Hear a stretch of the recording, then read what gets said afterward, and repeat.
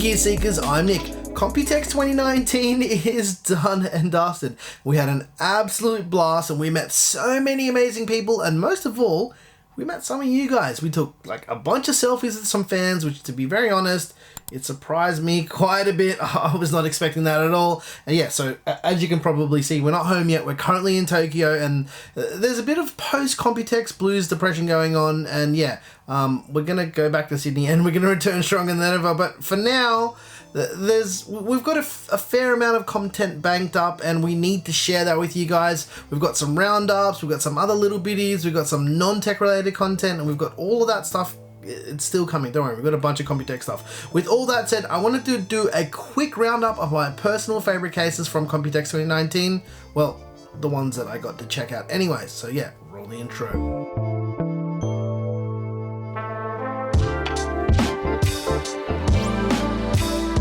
Our Computex 2019 coverage is proudly brought to you by Aorus and Thermaltake. You can find links to their products in the description.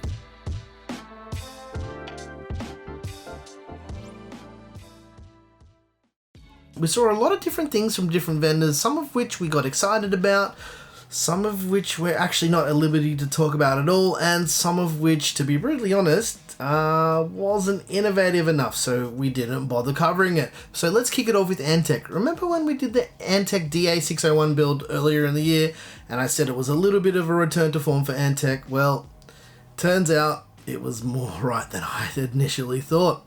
Antec's case offerings at this year's Computex was pretty unexpected. Now, I didn't count how many cases they had. They had lots, I'll be honest. But yeah, we're just going to talk about 3 cases in particular that caught my eye. The first was the P82 Crystal. This case is reminiscent of the Lian Li PCO11 Dynamic, but with a single chamber and something that I haven't seen for many years, a top-mounted power supply shroud. It's got rear side vents like the PCO11, it's got a very similar style intake from the bottom up, it's got tempered glass panels on the front and side, and would support 360mm radiators on the side and the bottom of the case as well. It also supports vertical GPU mounting with a riser cable, and yeah, it's got more side panel clearance than the PCO11. It should be launching somewhere between August and September of this year, with no pricing available at the time of filming. Now let's continue with Antec. They've got a new open-air mini ITX case called the Striker. It flips the typical ITX form factor on its head.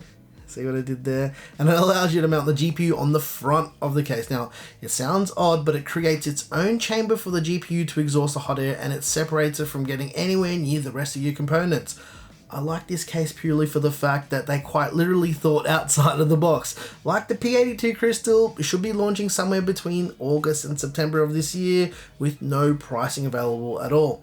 The last Antec case was a larger version of the Antec Cube that they launched a couple years ago, called the Cube Max. The major difference here being that it's slightly bigger than the original Cube, like I just mentioned, and it supports M-ATX motherboards. The thing that really caught my eye was the method in which you build your machine. The whole system is kind of like on a desk drawer mechanism, where you can build outside of the case, and when you're done, you can push it in and slide it in like it was a desk drawer.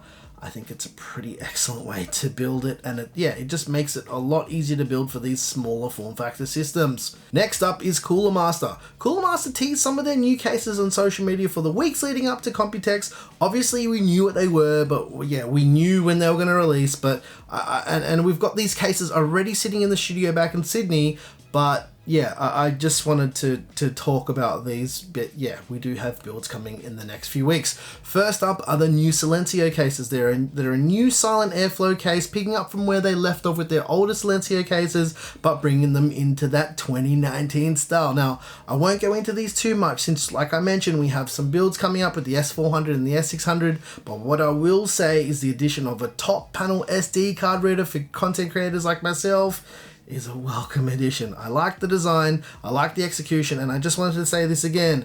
Cooler Master has really been knocking out of the park with all these cases in the last 18 months, and if they continue to do it, they're going to be the best. Simple as that.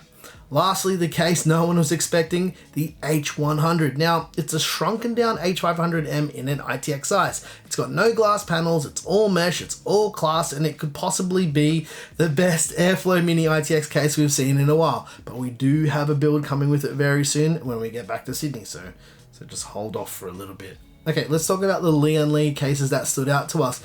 Now, they had quite a few cases on display, but there's only 2 cases that really stood out to me.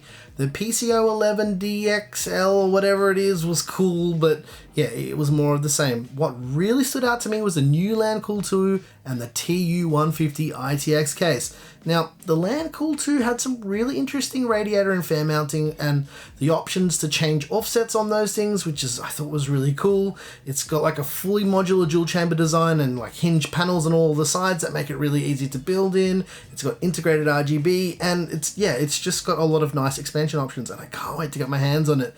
Next up is the TU150. Now, I love these little LAN party type ITX cases with a handle on top. It's kind of like a shrunken down Landcool 2. The panels on all the sides pop off and it looks like it's going to be pretty easy to build in and I like it. Like I said, these are the cases that I liked. Okay, on to Phanteks and Metallic Gear. What can I say? Once again, Phanteks smash it out of the park with so many excellent cases this year. There's just way too many to talk about, so I'm only going to focus on 2 cases that really stood out to me. First off is the redesign of the P400S, the brand spanking new P400A.